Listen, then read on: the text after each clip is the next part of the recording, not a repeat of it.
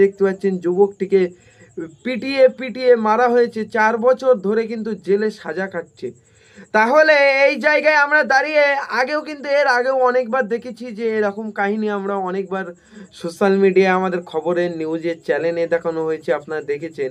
তাহলে কি আজকেও কি এখানে দাঁড়িয়ে কি এইটাই প্রমাণ হচ্ছে আজকেও এরকম ঘটনা ঘটছে হারোয়া জেলায়? সেই ছবি আপনারা দেখতে পাচ্ছেন। পারলেন বড়বাবুর সঙ্গে দেখা করে? আমি হাওড়া থানার মাননীয় ওসি ওনার কাছে গেলাম, আর খুব ভালো বিহেভিয়ার ওনার। তো সর্বপ্রথম আমরা যা ডিমান্ড করলাম যে আমরা কাগজগুলো দেখতে চাই, যে আপনারা অর্থাৎ হিউম্যান রাইটস যেটা সুপ্রিম কোর্ট গাইডলাইন দিয়েছে যে এই ক্ষেত্রে জেলের মধ্যে যদি হত্যা হয় তো পুলিশের কি কর্তব্য, সেই কর্তব্যগুলো আপনারা সঠিকভাবে পালন করেছেন কিনা সেই কাগজগুলি আমাদেরকে দেখান। উনি নিজের অফিসারকে দিয়ে কাগজ আনিয়ে আমাদেরকে প্রতিটা কাগজ দেখান। আমরা কাগজ দেখে স্যাটিসফাইড যে ওনার যা ডিউটি, একজন অফিসার হিসেবে ওনার যা ডিউটি ছিল উনি খুব গুরুত্বপূর্ণভাবে গুরুত্বর সহিত পালন করেছেন এবং প্রত্যেকটা কাজ করেছেন। যেমন উনি আনন্যাচারাল ডেথের একটা কেস করেছেন, ইনকিউজড করিয়েছেন এবং 24 আওয়ার্সের মধ্যে এনএইচআরসিকে রিপোর্ট দিতে হয়, ইনফর্ম করতে হয়, এনএইচআরসিকে ইনফর্মও করেছেন।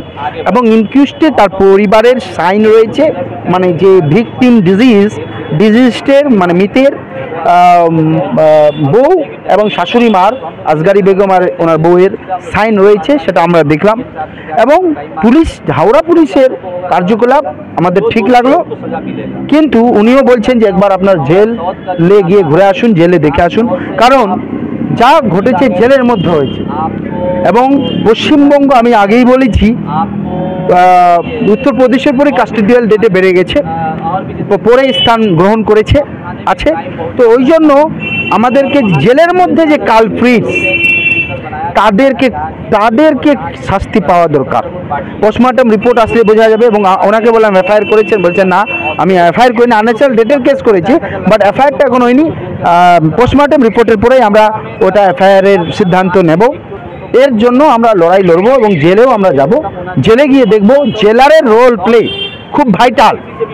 জেলার is responsible of all this incident, because জেলের প্রশাসক কিন্তু জেলারের আন্ডারেই সব কিছু হয়। জেলার যদি গাফিলতি করেন আর এইরকম জেলের মধ্যে যদি মানুষ সুরক্ষিত না থাকে, সংবিধান কাউকে অধিকার দেয়নি, ভারতবর্ষের আইন কাউকে অধিকার দেয়নি যে তুমি মেরে দাও। আর জেলের মধ্যে মারা মানে মারাত্মক বিষয়। এটা নিয়ে খুব বড় হাই লেভেল ইনকোয়ারি জেলারের বিরুদ্ধে, জেল কর্মীদের বিরুদ্ধে, জেল প্রশাসনের বিরুদ্ধে নিতেই হবে। না নিলে আমাদের পশ্চিমবঙ্গ প্রদেশ কংগ্রেস, সংখ্যালঘু বিভাগ এবং কংগ্রেস, আমরা চেয়ারম্যান শামীম আখতার, পশ্চিমবঙ্গ কংগ্রেসের সভাপতি মাননীয় সভাপতি শুভঙ্কর সরকার ও ন্যাশনাল চেয়ারম্যান ইমরান প্রতাপ গুরুজির নেতৃত্বে এই লড়াই আমরা শেষ পর্যন্ত লড়ব।